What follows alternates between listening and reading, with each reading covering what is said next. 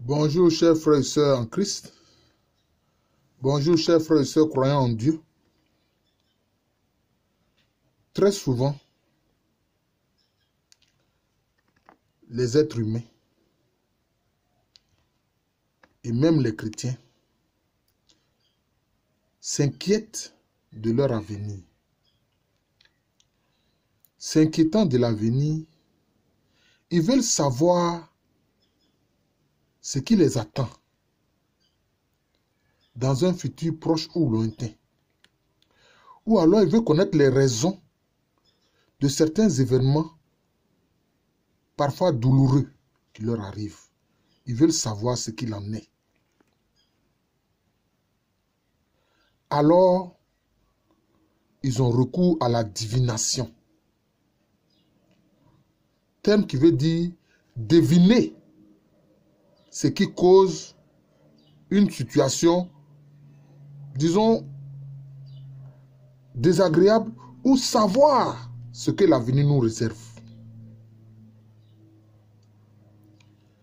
C'est pour ça qu'à travers cette vidéo, je veux parler de la médiumnité et de la nécromancie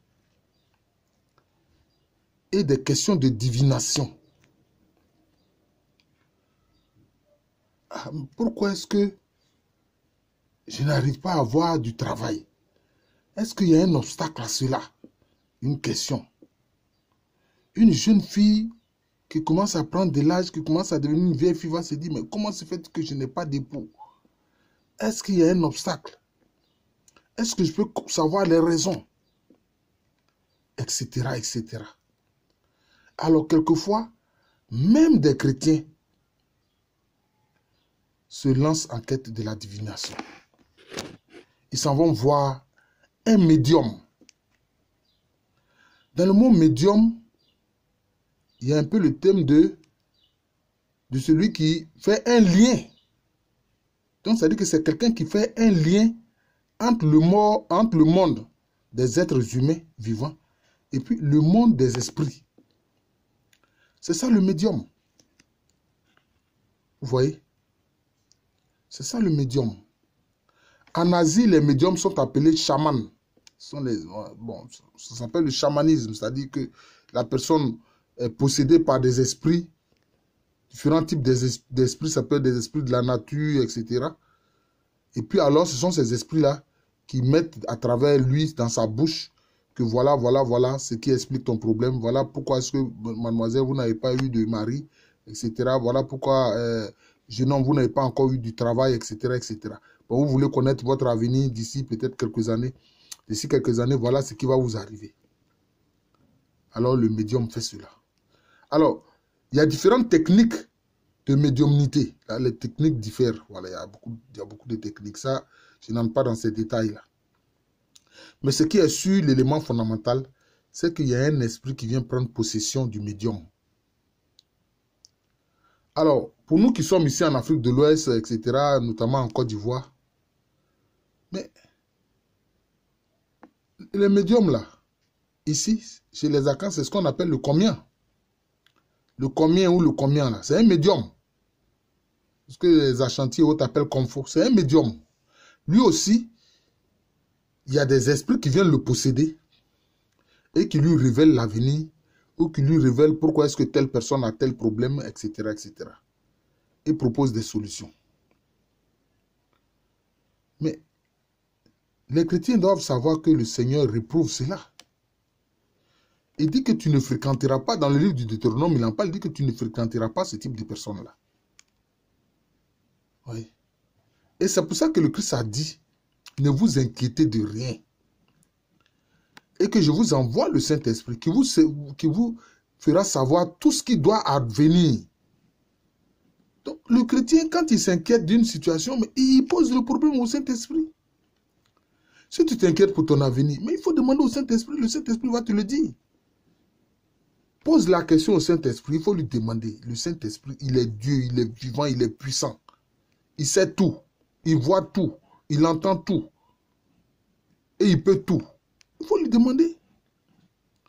Le Seigneur Jésus a dit, le Saint-Esprit vous fera savoir ce qui doit venir. il prendra ce qui est à moi pour vous le donner. C'est ça, c'est ce que le Seigneur Jésus nous a promis. Et il me glorifiera. Il prendra ce qui est à moi pour vous le donner. Donc tout ce que le Seigneur Jésus-Christ faisait là, le Saint-Esprit est venu, il le fait. Tu veux connaître ton avenir, pose la question au Saint-Esprit. Voilà, c'est comme ça. Mais non, alors on a recours à certains moyens. Il y en a même ceux qui s'envoient des gens qui invoquent les morts. Cela s'appelle la nécromancie. Et ceux qui pratiquent cela, ce sont des nécromanciens ou des nécromanciennes. Mais la Bible en parle. Dans le livre de Samuel, le premier livre de Samuel, le chapitre 28, du verset 3 au verset 25. Mais on a vu le premier roi d'Israël, qui est de la tribu de Benjamin, le roi Saül. Qu'est-ce qu'il a fait? Il s'inquiétait de ce qui adviendrait concernant la bataille qu'il devait avoir avec les Philistins. Alors quand on s'inquiète de quelque chose à venir, voilà. Voilà. Et en temps, le prophète Samuel était décédé. Parce que anciennement, les Hébreux, quand ils voulaient s'informer de l'avenir ou de certaines choses, de ce qui leur arriverait, ils partaient voir le prophète de Dieu. Et le prophète de Dieu leur disait, voilà ce que Dieu dit sur la situation. Et là, dans le cas présent, Samuel est mort. Donc, Saül ne savait que faire. Et qu'est-ce qu'il fait? Connaissant bien cette loi qui interdit de fréquenter les nécromanciens, quelquefois on les appelle les diseurs de bonne aventure. Comme on en trouve beaucoup chez les peuples, les gitans, où il y a des femmes gitanes qui disent l'aventure prédit l'avenir des gens, etc. En français, on les a appelés les diseurs de bonne aventure. Mais il allait voir une nécromancienne qui est dans une localité qu'on appelle Eindor. Voilà, Eindor. Pour savoir ce qu'il adviendrait. Et il lui a demandé quoi? D'entrer en contact avec l'âme de Samuel, avec l'âme du prophète Samuel. Mes frères, je vous le dis, la nécromancienne là, elle est parvenue à entrer en contact avec l'âme du prophète Samuel. Vous pouvez lire, hein? C'est dans le premier livre de Samuel, le chapitre 28. Le chapitre 28, les versets 3 à 25. Lisez tout cela, tous ces versets-là. Premier livre de Samuel, chapitre 28, versets 3 à 25. Et la nécromancienne de Eindor est parvenue à entrer en contact avec l'âme du prophète Samuel. Et qu'est-ce qu'elle a dit? Elle dit, je vois un Dieu qui monte du ciel. C'est ce qu'elle dit. Elle dit, je vois un Dieu qui monte du ciel. Parce que dans son esprit, pour elle, il y a plusieurs dieux. Mais c'était l'âme du prophète Samuel ou l'esprit du prophète Samuel qui montait, donc qui s'en allait vers son Seigneur. Vous voyez? Elle a fait apparaître le prophète Samuel. Et alors, Saül a demandé à l'âme du prophète Samuel, qu'est-ce qu'il en sera de sa bataille qu'il va avoir bientôt contre les Philistins. Mais d'ailleurs, quand la nécromancienne s'est rendue compte qu'en fait c'était le roi Saül qui était là, elle a paniqué, elle a dit, moi, mais tu m'as trompé, etc. Saül lui a dit, calme-toi, c'est moi-même qui te l'ai demandé. Moi-même qui suis le roi d'Israël, c'est moi qui t'ai demandé cela. Vous voyez? Alors qu'est-ce que Samuel va dire à Saül? Mais pourquoi me déranges-tu? Mais parce que les morts ne veulent pas qu'on les dérange. Les âmes des morts ne veulent pas qu'on les dérange. Mais pourquoi est-ce que tu me troubles? Pourquoi est-ce que tu me déranges? Vous voyez? Donc ça a juste dit que le Seigneur ne veut pas que les gens fassent ce type de pratique-là. Invoquer les morts. Hein? Quelquefois même en Europe, les gens mettaient des tables et puis ils mettaient des objets et ils demandent aux morts de se manifester. Voilà. De se manifester, de toucher tel objet, de remuer telle chose pour prouver que c'est sa présence. Mais quelquefois, c'était des esprits mauvais qui leur jouaient des tours pendables en faisant croire que c'était l'esprit du mort qui était là, alors que ce n'est pas le cas, ce sont des esprits farceurs qui sont là. Vous voyez? Et effectivement, cette nécromancienne de la cité de Eindor a fait apparaître l'âme ou l'esprit du prophète Samuel. Et puis qu'est-ce que le prophète Samuel va dire au roi Saül? Il dit demain, il lui a dit, demain, toi et ton fils Jonathan là, vous serez avec moi. C'est là, donc il lui disait que dans la bataille là, tu vas mourir et ton fils Jonathan aussi va mourir. Et vous allez me rejoindre. Vous voyez. L'information qu'il voulait là, il a eu. Mais est-ce que c'est une information qui lui était favorable? Non. C'est pour ça que quand on s'inquiète de l'avenir, on veut savoir des choses, on n'a qu'à poser le problème au Saint-Esprit. Et puis si on veut que les choses soient en notre faveur, il faut que nous soyons persévérants dans la prière. Il faut être persévérant dans la prière. Tu demandes quelque chose, tu ne l'obtiens pas. Mais le Seigneur Jésus-Christ même a donné cet exemple-là. Hein? De deux voisins, l'un accueille un ami qui arrive de voyage nuitamment. Je fais même une répétition. Et il n'a rien à lui offrir à manger. Mais il allait voir son voisin pour lui dire, bon, j'ai besoin de pain, etc. pour recevoir mon ami qui vient d'arriver. L'autre a dit, non, ne me dérange pas, moi et ma famille, nous sommes couchés. Jésus a dit quoi? Que si l'autre insiste et continue de frapper, de tambouriner à la porte de son voisin, même si son voisin ne se lève pas par amitié pour lui donner le pain qu'il lui demande, mais parce que devant la situation de sans-gêne de l'autre, il va se lever pour lui donner ce que son voisin là lui demande. Vous voyez? Donc, le Seigneur Jésus-Christ même nous dit de déranger Dieu, d'importuner Dieu dans notre prière jusqu'à ce qu'il nous donne ce que nous lui demandons. À moins qu'il dise, comme le Seigneur Jésus-Christ l'a dit à Paul, ma grâce te suffit. Voilà. Mais nous savons que cette grâce est toute puissante et elle peut nous donner tout ce dont nous avons besoin. Et la voir auprès du Seigneur. Parce que la grâce du Seigneur est suffisante, elle est puissante. Et elle est miséricordieuse. Voilà. Et elle est d'une bonté incommensurable. Donc il ne faut pas fréquenter les médiums, les nécromanciens, les commiens qui sont possédés par des esprits. Voilà. Qui sont possédés par des esprits. C'est ça le problème. C'est ça le problème. En tout cas, nous en tant que chrétiens, nous ne devons pas le faire. Ça, je vous le dis clairement. La parole de Dieu l'interdit. Si tu veux savoir ce qui est de ton avenir, demande-le au Saint-Esprit. Le Saint-Esprit te dira. Sois patient, demande-le au Saint-Esprit. Pose-lui ton problème. Voilà. Ce n'est pas du travail. Saint-Esprit, voilà ma situation. Aide-moi. Le Saint-Esprit le fera. Je vous remercie. Je suis le frère Jean de l'amour de Jésus. C'est mon nom spirituel. À l'état civil, je suis le professeur Aloukwambirini. Alors, concernant ces vidéos sur la spiritualité, bon, je vois des gens qui font des commentaires désobligeants, quelquefois insultants, hein, pour dire que Jésus, c'est une religion de blanc qu'il a envoyée. Mais d'abord, Jésus, c'était un hébreu, un juif. Il n'était pas un indo-européen. Deuxième chose, pourquoi rejeter celui qui vous dit aimez-vous les uns les autres? Hein? Aimez votre prochain comme vous-même. Faites du bien même à ceux qui vous font du tort. Hein? Priez même pour ceux qui vous persécutent. Alors, comment on pouvait rejeter de telles pensées, de telles paroles, sous prétexte que les Blancs sont venus nous coloniser? Mais les Blancs qui sont venus nous coloniser, là, ils n'étaient pas disciples de Jésus. Vous voyez? Même si certains se sont prétendus chrétiens, parce qu'il y a de faux chrétiens.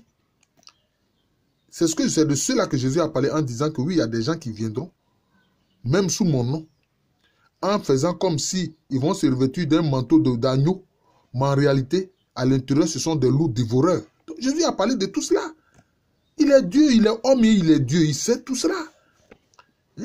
Il a dit même qu'il y a des gens qui viendront et à mon nom, ils vont faire des miracles, etc. Mais sachez que ils ne m'appartiennent pas. Ils ne sont pas mes disciples. Mais vous les reconnaîtrez à leurs fruits.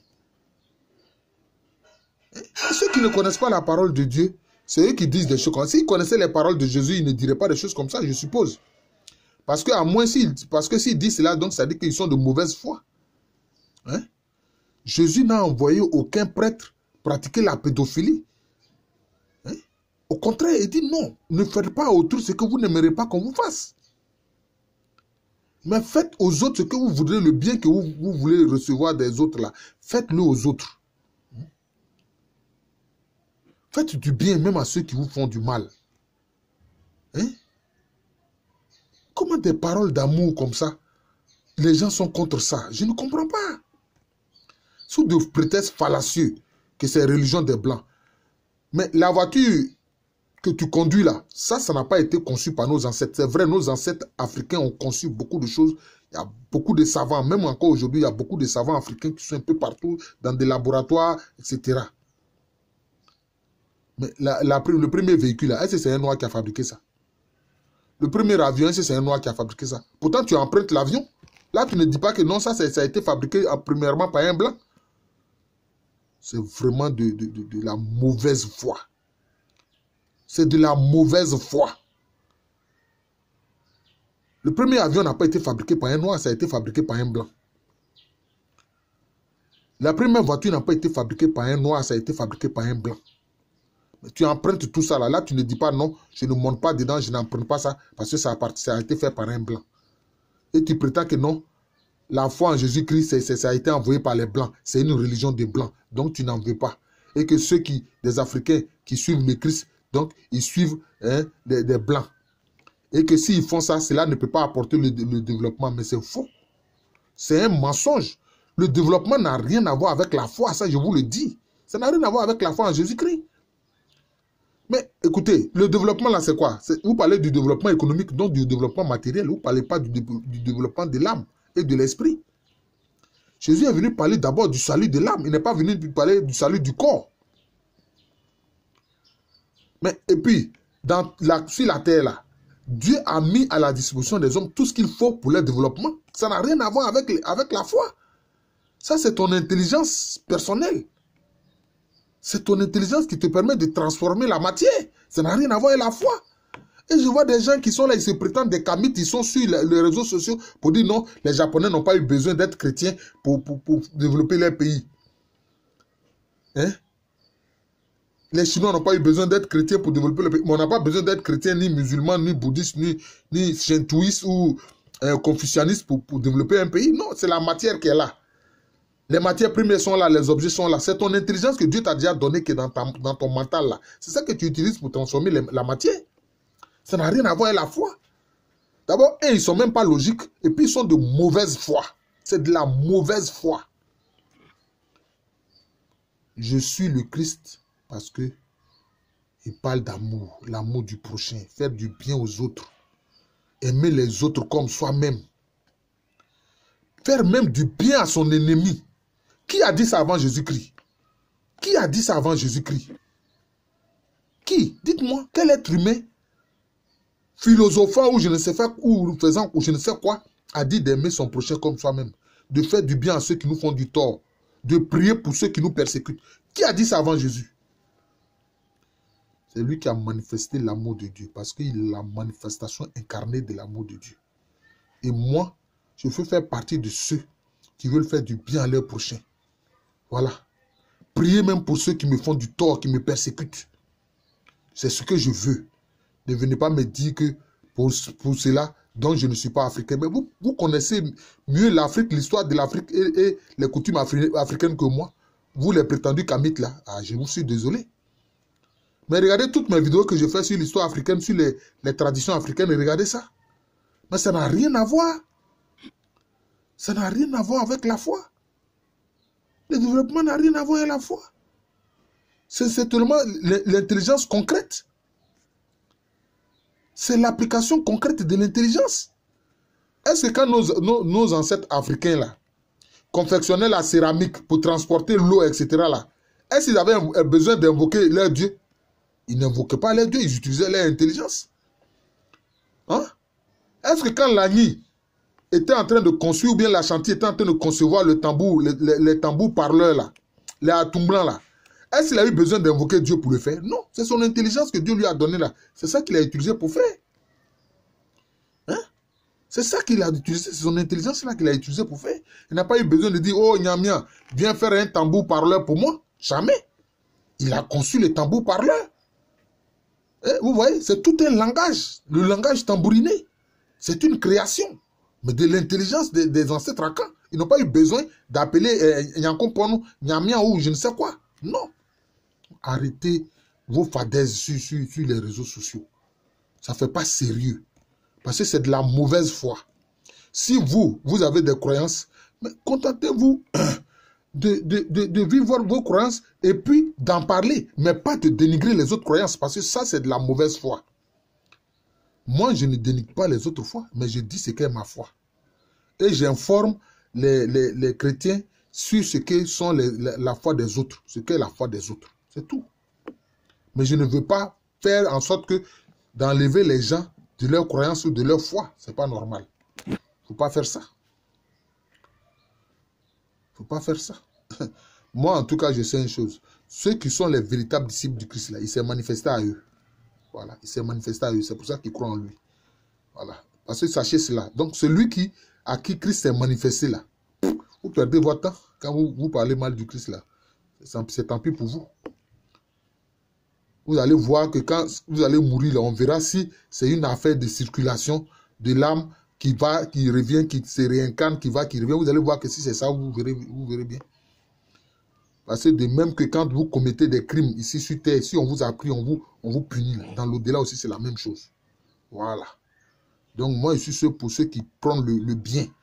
Voilà. Et c'est ce que le Christ est venu faire. Le bien et l'amour, c'est ce qu'il est venu prôner et prêcher. Et donc, je suis d'accord avec. C'est pour ça que je le suis. Je vous remercie. Je suis le frère Jean de l'amour de Jésus. C'est mon nom spirituel. Et à l'état civil, je suis le professeur Alukwame René. Merci encore et bonne journée à tous.